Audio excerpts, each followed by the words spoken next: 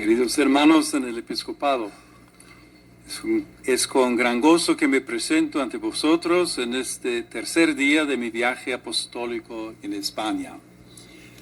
Después de saludar a los representantes políticos que me han recibido en el Parlamento, me gustaría ahora aprovechar estos momentos juntos para reavivar la comunión tal y como Jesús aconsejaba a sus apóstoles. Agradezco al señor Argüello las amables palabras que como presidente de la conferencia, en nombre de todos, me ha dirigido. Espero que las mías puedan confluir en ese diálogo, en el espíritu, que supone acoger todo lo bueno que el Señor nos dice a través del hermano. El camino sinodal emprendido por la Iglesia es un proceso de escucha en profundidad. Ser capaces de reconocer la voz de Dios que habla a través de la comunidad eclesial es uno de sus valores fundamentales. Es un diálogo fecundo que como Iglesia vais definiendo en distintos modos. Uno concreto que podemos evocar es el de los congresos que estáis realizando. Me detengo en los celebrados en el 2020 y 2025, que han tenido una especial repercusión. Pueblo de Dios en salida y ¿para quién soy? Asamblea de llamados para la misión. Sus temas inciden en las cuestiones esenciales. ¿Cómo se pueden afrontar los retos actuales? ¿Y quiénes están llamados a acoger ese desafío?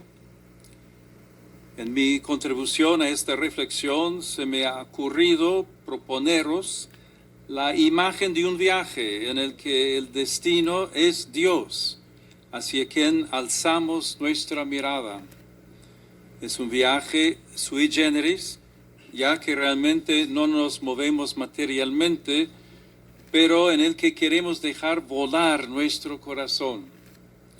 Una tentación en los viajes es la de obsesionarnos con lo que dejamos, los lugares, las cosas, las formas, sin abrirnos en docilidad al Espíritu, a la novedad de lo que encontramos. A esta tentación se añade la del equipaje, que por parecidas razones llenamos de cosas inútiles que terminan siendo un lastre. Por otro lado, no conviene tampoco olvidar algo que aprendemos de las vicisitudes de tantos emigrantes. Una persona sola, sin raíces y sin recursos, es alguien que sufre terriblemente y que con gran dificultad puede establecer vínculos sólidos en el lugar a donde llega. De ese modo, en esta primera fase de nuestro periplo, nuestra respuesta a la pregunta de cómo podemos afrontar este reto que nos hemos propuesto debe conjugar prudentemente la libertad y la valentía para dejar estructuras que no nos ayudan, no responden o incluso nos alejan de nuestro fin, con la fortaleza de conservar como un tesoro aquello que lo facilita. Como no recordar aquí el inmenso patrimonio cristiano de vuestra tierra, la enorme capacidad de convocatoria que esa riqueza nos proporciona con su belleza que llega hasta el no creyente, o con los vínculos de pertenencia que ha sido capaz de tejer en la identidad espiritual de cada rincón de este amado pueblo y que permanece presente incluso en los momentos en que su fe vacila. Un enorme desafío ciertamente al que estamos llamados a responder con valentía para que este patrimonio produzca los frutos de los que es capaz. Otro tesoro que no podemos olvidar en nuestra alforja es el viático del peregrino. El pan de la palabra y de la Eucaristía nos son aún más necesarios que el alimento material, porque nos abren el camino de la salvación. No es un problema de cómo hacer más o menos atractiva la celebración, es sentir que si somos parte de él, su ausencia nos produce un desasosiego que podemos comparar con el hambre material.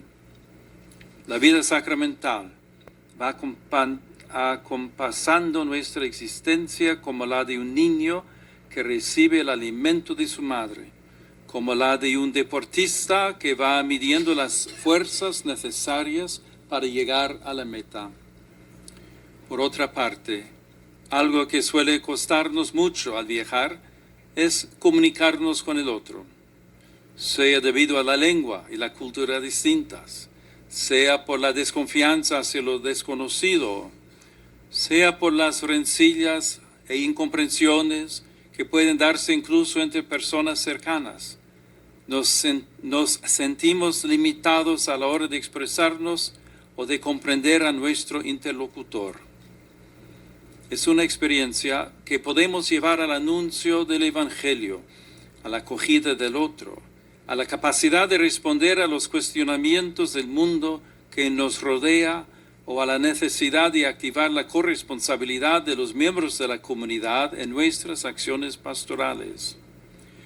Si antes hemos dicho que debemos abandonar todo lo que nos frena y aleja, ahora la consigna debe ser que nuestro patrimonio sea siempre instrumento y oportunidad de diálogo con aquellos que encontramos en nuestro camino, como sucede a los peregrinos del Camino de Santiago.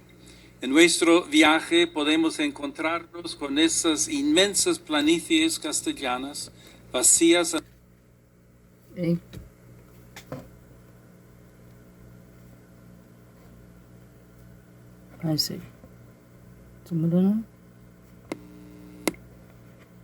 Ser una metáfora de muchas situaciones sociales que por desgracia se perciben en algunas de vuestras realidades eclesiales. No es la primera vez que España enfrenta una situación análoga. En el pasado, por ejemplo, cuando la Iglesia tuvo que reconstruir su presencia en las franjas de tierra quemada, surgieron modelos de evangelización que después se exportaron a América y que pueden ayudarnos aquí en nuestra misión.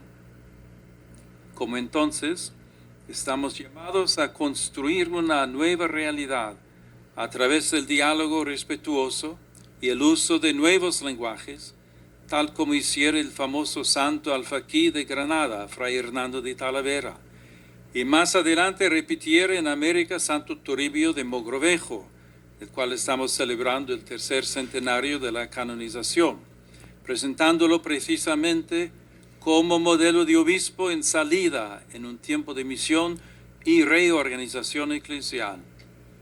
Aunque los lenguajes de esta era digital son distintos y las culturas que ahora componen el mosaico de nuestras realidades con migrantes de todas las partes del mundo también han cambiado, pero el espíritu debe permanecer.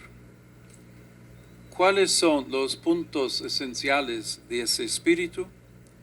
El primero tiene que ver con la capacidad de comunicar, de hablar con cada realidad presente en nuestro territorio, de abajarse no solo para comprender, sino para compartir. Solo sobre la base de poner en común todo lo bueno que hay en el propio patrimonio, aportando cada uno su granito de arena, podremos edificar una realidad nueva en la que la fe pueda hundir raíces profundas. Para ello, lógicamente, hay que comenzar por aprender el lenguaje del otro, iniciar procesos e ir tejiendo vínculos donde poder sembrar la semilla del reino. El segundo es la llamada a crear realidades capaces ellas mismas de comunicar la propia experiencia de fe, capaces de llevar, como hizo Toribio, la experiencia de Granada a América, es decir, de atesorar en nuestro equipaje los recursos que nos permiten afrontar con franqueza los retos siempre nuevos de la evangelización en cada circunstancia. Después de las llanuras desiertas, encontraremos también grandes ciudades. En ellas el silencio y la lejanía no son especiales, sino íntimos. No son espaciales, sino íntimos. Las respuestas serán distintas, pero los procesos para llegar hasta ellas, análogos. Escucha, comprensión, respeto generosidad y franqueza. Los peregrinos suelen salir de noche y muchas veces esa oscuridad inicial del camino puede asustarlos. Podríamos evocar el himno de vísperas. La noche es tiempo de salvación, para decir que si vamos en buena compañía, las dificultades del caminar y el peligro de extraviarse se reducen. Es el Señor quien nos conduce. Él es el dueño de la historia y cada una de nuestras historias. Él determina los tiempos. Nosotros caminamos tras de Él, más aún, caminamos con Él como miembros de un solo cuerpo. Ese vínculo profundo exige a la Iglesia en este tiempo de polarizaciones y contraposiciones cada vez más duras, un testimonio de unidad en la pluralidad, una comunión capaz de acoger la riqueza de los dones, de los carismas, de las sensibilidades que el Espíritu Santo suscita en el pueblo de Dios. La imagen de Cristo se deja reconocer en el mosaico vivo de la Iglesia, donde muchas teselas, sin confundirse, convergen para manifestar la belleza del único Señor. En esta tarea, el ministerio del obispo asume una responsabilidad peculiar. Estamos llamados a ser principio visible de comunión, en primer lugar, de la comunión con Cristo, custodiando con amor la fe recibida, en docilidad a la palabra de Dios y a la tradición viva de la Iglesia. Después, en la comunión con el sucesor de Pedro y con la Iglesia universal, con el presbiterio y con la propia comunidad diocesana, con la vida consagrada, con los movimientos, con las asociaciones y con cada carisma auténtico que el Espíritu dona para la edificación común. Vuestra misión os reclama custodiar la unidad, favorecer el diálogo, sanar las fracturas y acompañar el camino del pueblo encomendado a vuestro cuidado. La comunión vivida de ese modo posee también una fuerza misionera. Una iglesia reconciliada por dentro puede hablar con mayor libertad a los hermanos de otras confesiones cristianas y de otras religiones, a los que no creen, a las autoridades civiles y a todos los hombres de buena voluntad que trabajan por el bien común.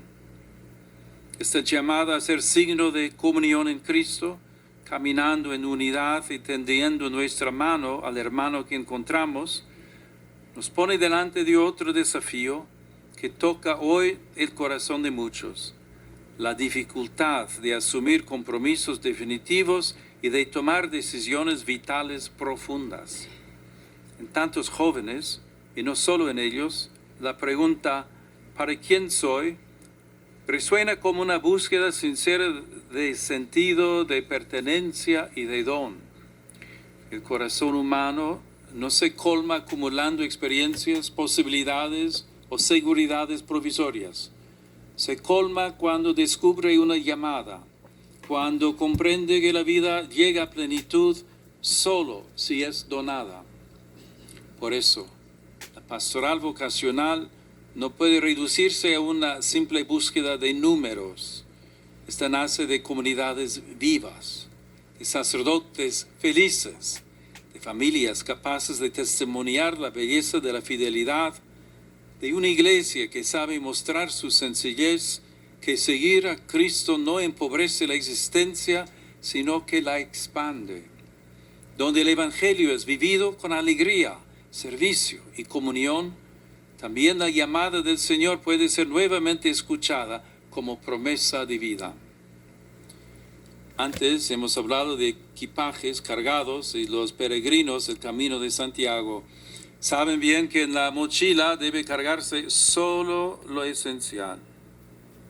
Como en reiteradas ocasiones propuso el Papa Francisco, en el actual contexto vocacional, es necesario decir que la conservación de estructuras no puede prevalecer sobre el bien de la vocación. Los seminaristas tienen derecho a la mejor formación posible y la Iglesia, por su parte, tiene derecho a sacerdotes bien formados. El criterio para que los seminarios sean auténticas casas de formación es que aseguren una adecuada experiencia de vida comunitaria, que tengan formadores totalmente dedicados al estudio y la enseñanza, con experiencia en el acompañamiento espiritual, y que cuenten con centros superiores de teología dotados con los medios necesarios para desarrollar su función. Para ello es imprescindible, además de aunar fuerzas, aprender a trabajar juntos en la gestión de estos desafíos.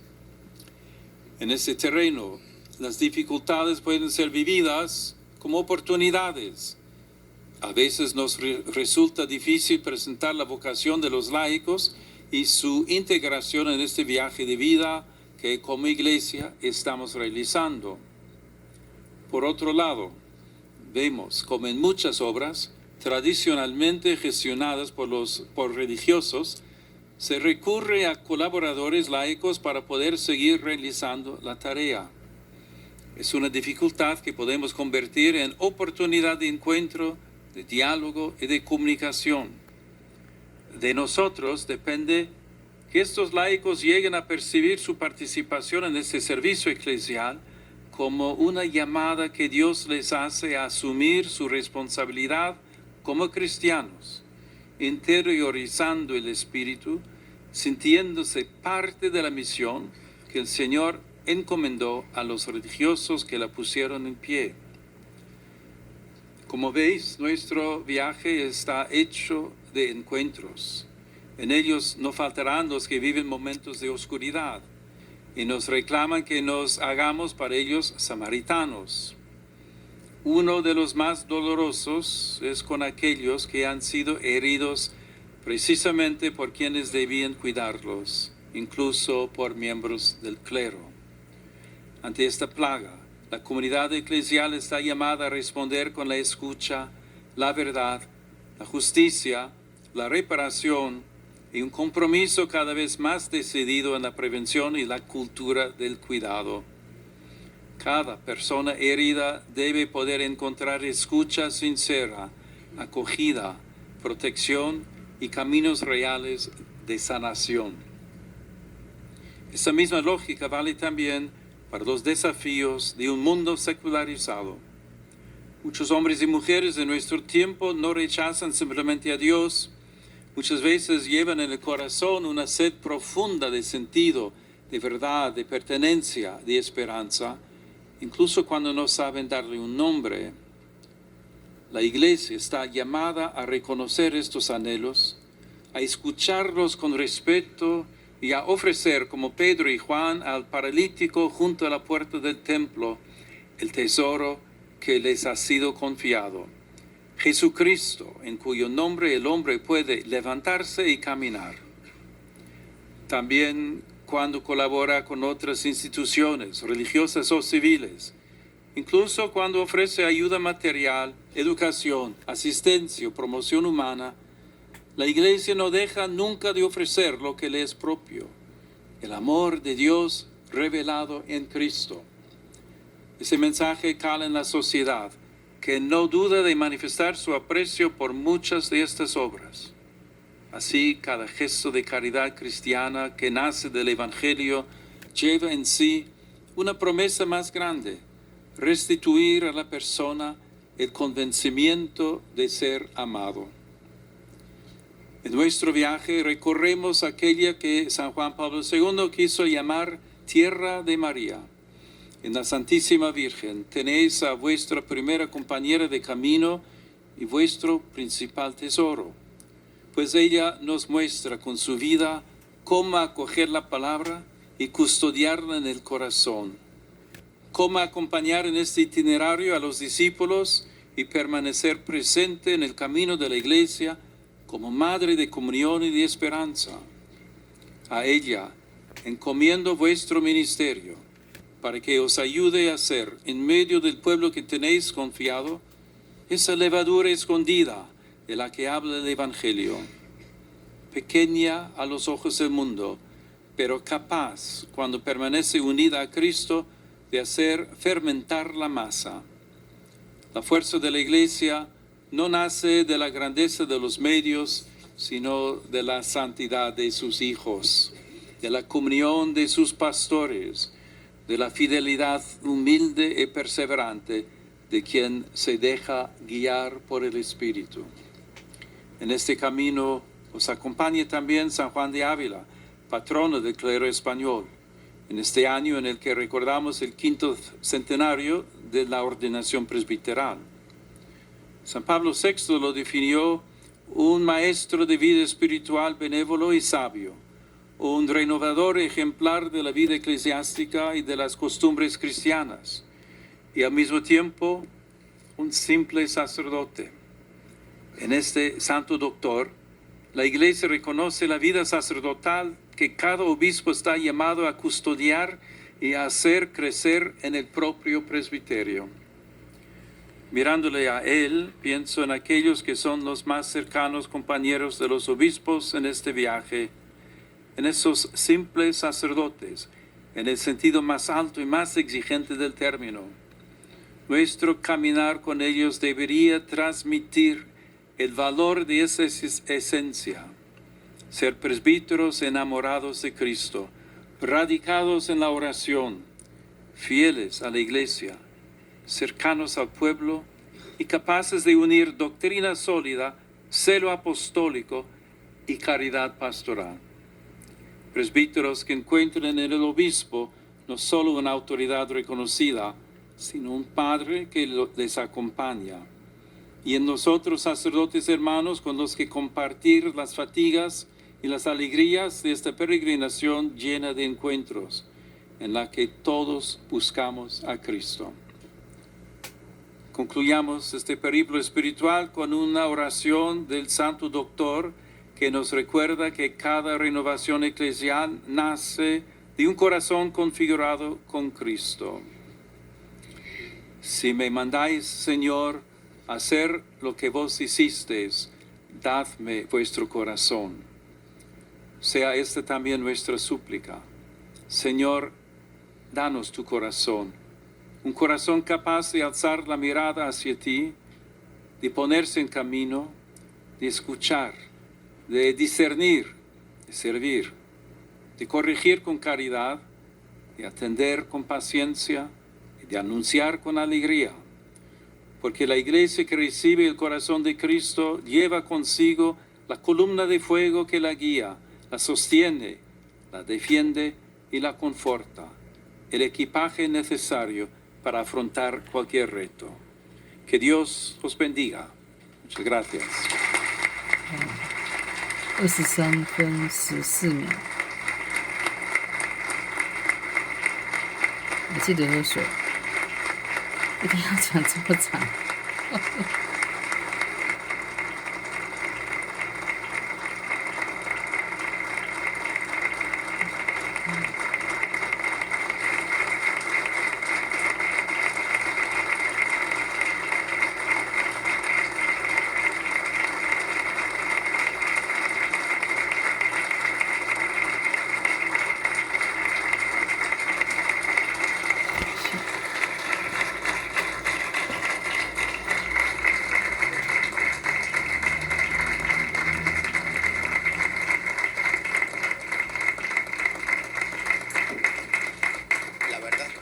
Después de haber escuchado lo de la mochila y ligeros de equipaje,